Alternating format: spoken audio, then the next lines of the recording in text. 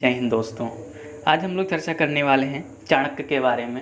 और चाणक्य जो मौर्य वंश था उसको स्थापित करने के लिए उनकी बहुत बड़ी भूमिका रही थी। और जैसे ही हम लोगों ने मौर्य वंश पढ़ना स्टार्ट किया था उस दौरान मैंने कहा था कि भाई आगे हम किसी दिन चाणक्य के बारे में डिस्कस करेंगे।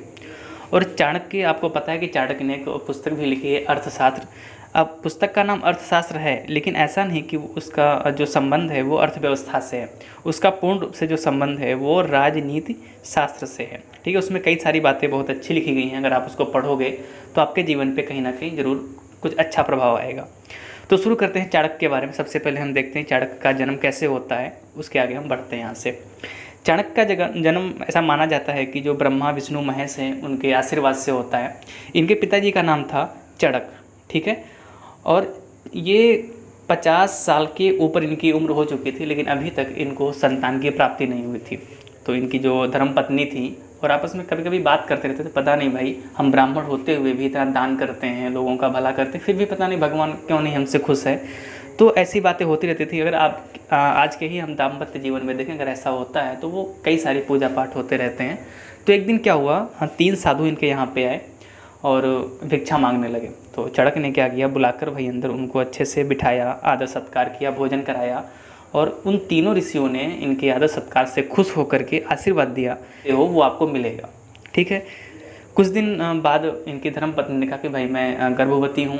तो बड़ी खुशी की बात है, चड़क भी बहुत खुश हो गए और धीरे धीरे समय बीता और बाद में एक बालक का जन्म हुआ जिसका नाम जो इनका वंश था, यानी कि जो चड़क का वंश था वो था कुटिल। ठीक है, इनके वंश का नाम था कुटिल।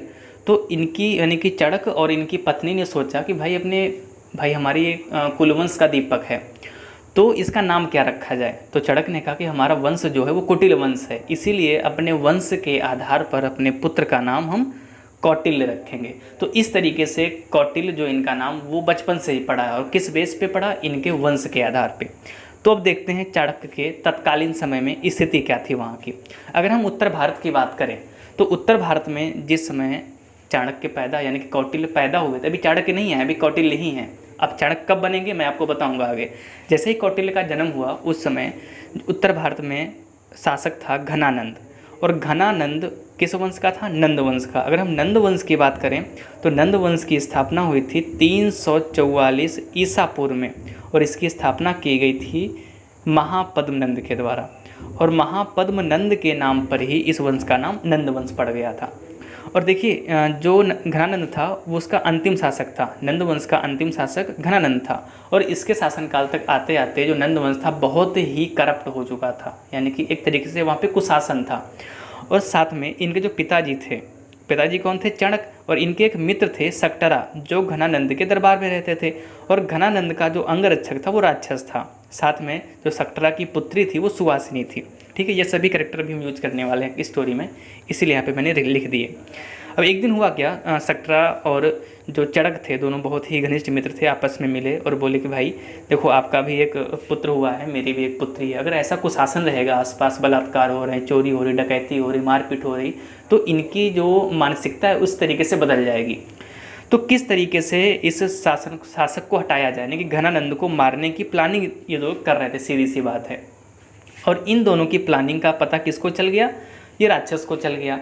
अब देखो राक्षस किसी के बस में नहीं आने वाला था, और ऐसा बोला जाता है हमारे भारत में, जो किसी के बस में नहीं आता है वो स्त्री के बस में आ जाता है।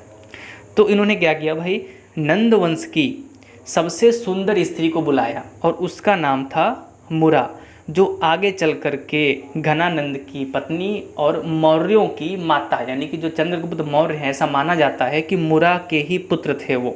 ठीक है, क्योंकि इतनी पसंद आ गई थी घनानंद को, मुरा से उन्होंने शादी कर ली। लेकिन मुरा बुलाई किसके लिए गई थी, वो राक्षस के लिए बुलाई गई थी कि इसको मोहित कर लेगा और हम दोनों अपना काम करके धीरे से निकल जाएंगे। लेकिन राक्षस भाई जब अंगरक्षक है, एक तरीके से आज के जो बॉडीगार्ड होते हैं उन्हीं के आधार पर, तो इतना शातिर था, सोचा कि भाई कभी तो मुरा आती नहीं थी यहाँ पे, आज कैसे आ गई। तो ऐसे पता चला कि भाई ये पूरा का पूरा षड्यंत्र रचा जा रहा है और इन्हें मारने के लिए घनानंद को, तो हो सकता है कि हमारा भी नंबर आ जाए बाद में। तो इसीलिए क्या किया, राक्षस ने सकटरा और चड़क दोनों को क्या किया, अपने दरबार में बुलाया और वहीं पे इनको दोनों को 6 इंच छोटा कर दिया। 6 इंच छोटे का मतलब दोनों के सर काट दिए गए और जो साम्राज्य का मुख्य द्वार था जहाँ से साम्राज्य में प्रवेश किया जाता था वहाँ पे गेट पे लटकवा दिया गया। देश ये देना चाह रहा था कि भाई अगर कोई भी ऐसा करेगा तो उसका भी हाल यही होगा जो इन दोनों मित्रों का हुआ है। ठीक है। और उस समय जो चड़क थे, सॉरी चड़क नहीं, जो कौटिल्य थे, उनकी उम्र लगभग 6 से 7 साल रही होगी। और साथ में जो सुवासिनी है, और सुवासिनी भाई जो चाणक्य थे यानी कि जो कौटिल्य थे वो सक्टरा के घर आते जाते रहते थे और सुवासिनी से मिलते थे। तो बचपन में क्या हुआ, इनकी दोस्ती जो थी धीरे धीरे प्यार में बदलने लगी थी, यानी कि आंखें इनकी चार हो चुकी थी। लेकिन जैसे ही पता चला कौटिल्य को कि मेरे पिताजी और मेरे चाचा जी यानी कि सक्टरा, इन दोनों को मार करके इनका जो सर है वो साम्राज्य के मुख्य द्वार पे लटका दिया गया है, दौड़ते हुए आए, अपने घर पहले आए, अपनी माताजी से मिले और माताजी ये बोले कि भाई अगर आप यहाँ पे रहोगे, यानी कि कौटिल्य से बोल रही उनकी माताजी कि अगर आप यहाँ पे रहोगे तो आपको भी राक्षस ढूंढ के कहीं ना कहीं मार डालेगा, इसलिए अच्छा है कि आप यहाँ से निकल जाओ, भाग जाओ। तो उनको भी समझ में आ गया कि भाई अगर अपने पापा जी का यानी अपने पिता का बदला लेना है तो यहाँ से निकलना पड़ेगा। तो सीधा सा मुख्य द्वार पे गए, वहाँ पे किसी न किसी तरीके से जुगाड़ करके क्या किया, अपने पिता का जो सर था वहाँ पे वो अपने कब्जे में यानी कि ले करके भाग गए वहाँ से, क्योंकि वहाँ पे अंतिम संस्कार भी करना था, क्योंकि शरीर मिला नहीं, केवल सर था। तो सर को किसी तरीके से अपने साथ ले करके वो जंगल की ओर निकल गए।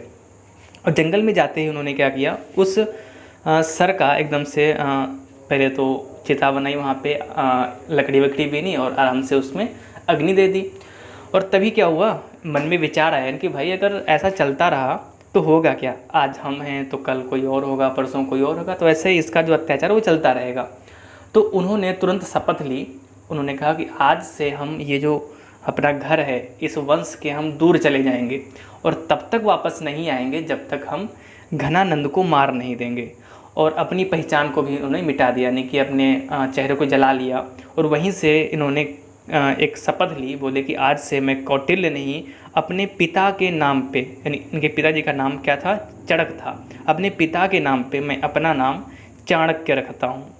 तो इनका चाणक्य नाम कब पड़ा, जब ये प्रतिशोध की ज्वाला में जल रहे थे, और तभी इन्होंने अपना नाम अपने पिताजी के आधार पे क्या कर लिया, चाणक्य कर लिया। और वहाँ से आग लगाकर अपने शरीर में क्या किया, नदी में कूद गए और नदी में बहते जा रहे थे। तो आगे क्या हुआ, वहाँ पे जैसे ही थोड़ा सा दूर गए तो वहाँ पे एक इनको पुरुष मिल गए, बहुत ही अच्छे इंसान थे, जो आगे चलकर इनके प्रथम गुरु के रूप में भी जाने जाते हैं। उनको मिले, वहाँ पे उठाया, भाई देखा कि एक बालक है, जिंदा भी है और बहता हुआ जा रहा है, निकाला नदी से और पूछा कि भाई आपका नाम क्या है। तो उन्होंने सोचा कि हो सकता है ये नंद वंश का कोई इंसान हो, मैं अगर अपना वास्तविक नाम बता देता हूँ तो हो सकता है मुझको भी यहाँ पे मार दिया जाए। तो इनके मुख से एक तुरंत नाम निकला, विष्णुगुप्त। यानी कि जैसे ही ये बहते जा रहे थे और राधा मोहन को मिले, राधा गुप्त को मिले, तो सॉरी ये गुप्त नहीं है, राधा मोहन है, ठीक है, यहाँ पे आप इसको सही कर लेना। तो राधा मोहन को मिले, इन्होंने अपना तुरंत नाम बताया, विष्णुगुप्त। और जो राधा मोहन थे इनके प्रथम गुरु बन गए। इनकी जो प्रारंभिक शिक्षा दीक्षा है वो राधा मोहन के आश्रम पर ही की, क्योंकि एक खुद अध्यापक थे, स्कूल में पढ़ाते थे और साथ में ये भी पढ़ने जाते थे और एक प्रतिभाशाली वैसे भी शुरुआत से ही थे। तो राधा मोहन ने सोचा कि क्यों ना इसको हम आगे इसको पढ़ने के लिए इनको भेजा जाए। तो राधा मोहन ने विष्णुगुप्त को, क्योंकि देखो कौटिल्य और चाणक्य दोनों खत्म हो चुके हैं, अब किसका नंबर आता है, विष्णुगुप्त का। अब जो भी काम करेंगे ये विष्णुगुप्त के रूप में करेंगे। तो विष्णुगुप्त को क्या किया, नालंदा भेज दिया और नालंदा से उसके बाद में जब पूर्ण रूप से शिक्षित हो गए तो तक्षशिला भेज दिया गया। यानी कि नालंदा में इन्होंने पढ़ा, फिर वहीं पे पढ़ाया, इसके बाद में तक्षशिला चले गए, वहाँ पर भी इन्होंने पढ़ा और वहाँ पर भी इन्होंने पढ़ाया। फिर एकदम से याद आया कि भाई हमको बदला भी लेना है, अभी हमारे पापा को 6 इंच छोटा किया था किसी ने। तो तुरंत वहाँ से निकले नंगे पाँव और चल पड़े नंदवंश की ओर। तो आ रहे थे, वहाँ पे देखा भाई आते आते बीच में बहुत सारे कांटे घास ऐसे पड़ी थी। तो गुस्सा आया उनको, भाई ये हो क्या, ये तमाशा क्या चल रहा है, रास्ते में इतने कांटे हैं और ये सब घास फूस है। तो लग गए एकदम साफ़ करने में। वो मन में सोच लिया था कि अगर जब तक मैं इसको साफ़ नहीं कर लूँगा तब तक मैं पानी नहीं पीऊँगा।